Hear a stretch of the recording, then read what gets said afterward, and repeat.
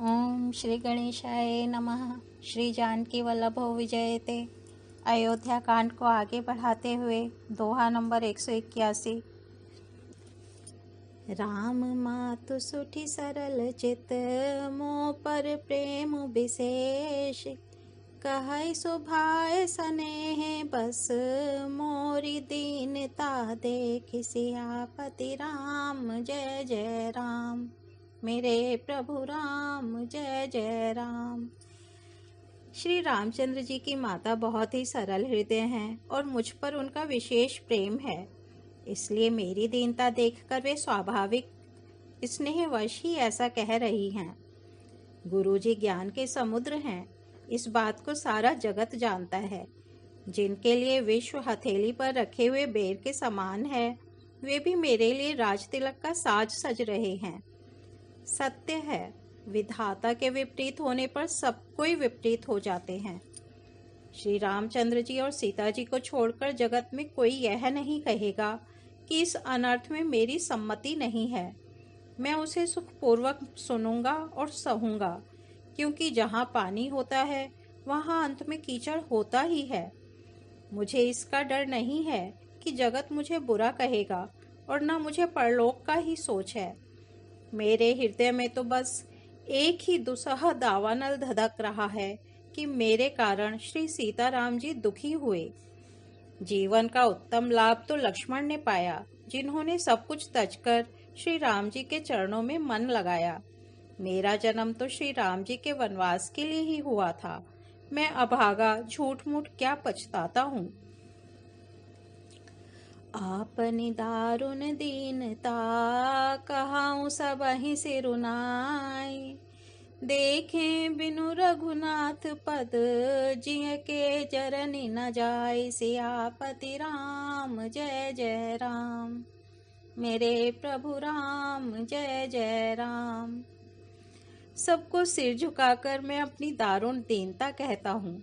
श्री रघुनाथ जी के चरणों के दर्शन किए बिना मेरे जी की जलन न जाएगी। मुझे दूसरा कोई उपाय नहीं सूझता। श्री राम के बिना मेरे हृदय की बात कौन जान सकता है। मन में एक ही निश्चय पूर्वक यही है कि प्रातःकाल प्रभु श्री राम जी के पास चल दूंगा।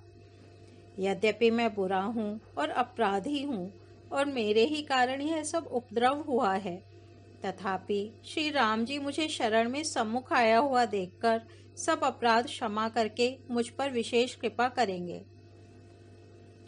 श्री रघुनाथ जी शील, संकोच, अत्यंत सरल स्वभाव, कृपा और स्नेह के घर हैं। श्री राम जी ने कभी शत्रु का भी अनिष्ट नहीं किया। मैं यद्यपि टेढ़ा हूँ, पर हूँ तो उनका बच्चा और गुलाम ही। आप पंच सब लोग भी इसी में मेरा कल्याण मानकर सुंदर वाणी से आज्ञा और आशीर्वाद दीजिए, जिसमें मेरी विनती सुनकर और मुझे अपना दास जानकर श्री रामचंद्र जी राजधानी को लौट आवे। जदपि जन्म को मातु ते, मैं सठु सदा सदोष। आपन जानी न त्यागहि, मोहि रघुबीर भरोसे। सियापति राम जय जय राम। मेरे प्रभु राम जय जय राम। यद्यपि मेरा जन्म कुमाता से हुआ है और मैं दुष्ट तथा सदा दोषयुक्त भी हूँ, तो भी मुझे श्री राम जी का भरोसा है कि वे मुझे अपना जानकर त्यागेंगे नहीं। भरत जी के वचन सबको प्यारे लगे, मानो वे श्री राम जी के प्रेम रूपी अमृत में पगे हुए थे। श्री राम वियोग रूपी भीषण विष से सब लोग जले हुए थे। वे मानो बीज सहित मंत्र को सुनते ही जाग उठे। माता, मंत्री, गुरु, नगर के स्त्री पुरुष सभी स्नेह के कारण बहुत ही व्याकुल हो गए। सब भरत जी को सराहा सराहा कर कहते हैं कि आपका शरीर श्री राम प्रेम की साक्षात मूर्ति ही है। हे तात भरत, आप ऐसा क्यों ना कहें। श्री राम जी को आप प्राणों के समान प्यारे हैं। जो नीच अपनी मूर्खता से आपकी माता कैकेयी की कुटिलता को लेकर आप पर संदेह करेगा, वह दुष्ट करोड़ों पुरखों सहित 100 कल्पों तक नरक के घर में निवास करेगा। सांप के पाप और अवगुण को मणि नहीं ग्रहण करती, बल्कि वह विष को हर लेती है और दुख तथा दरिद्रता को भस्म कर देती है।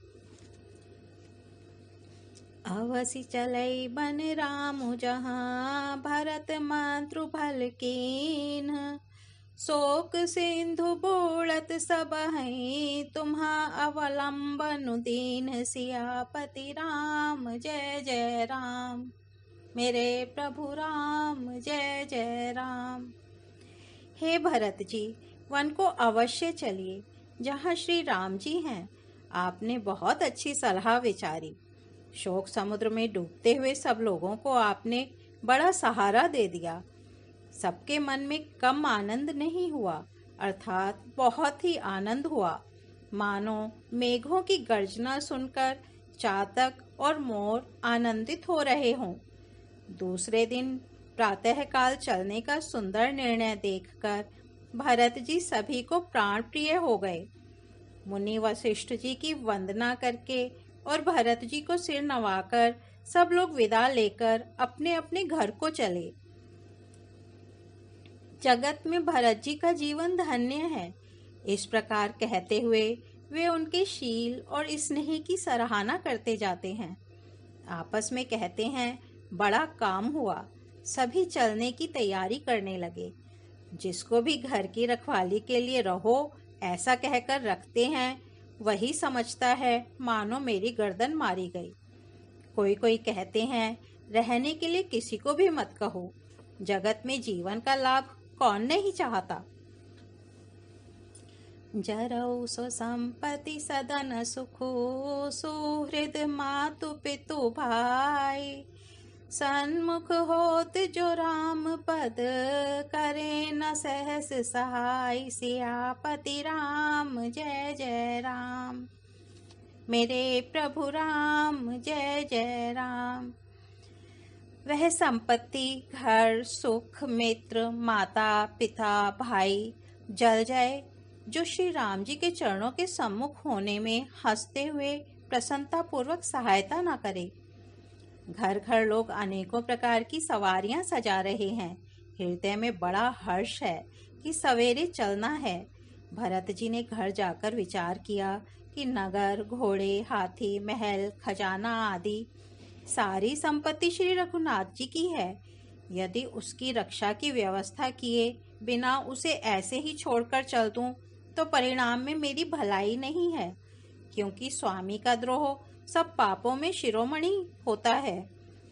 सेवक वही है जो स्वामी का हित करे, चाहे कोई करोड़ों दोष क्यों ना दे। भरत जी ने ऐसा विचार कर ऐसे विश्वास पात्र सेवकों को बुलाया जो कभी स्वप्न में भी अपने धर्म से नहीं डिगे थे। भरत जी ने उनको सब भेद समझाकर फिर उत्तम धर्म बतलाया और जो जिस योग्य था उसे उसी काम पर नियुक्त कर दिया। सब व्यवस्था करके रक्षकों को रखकर भरत जी राम माता कौशल्या जी के पास गए।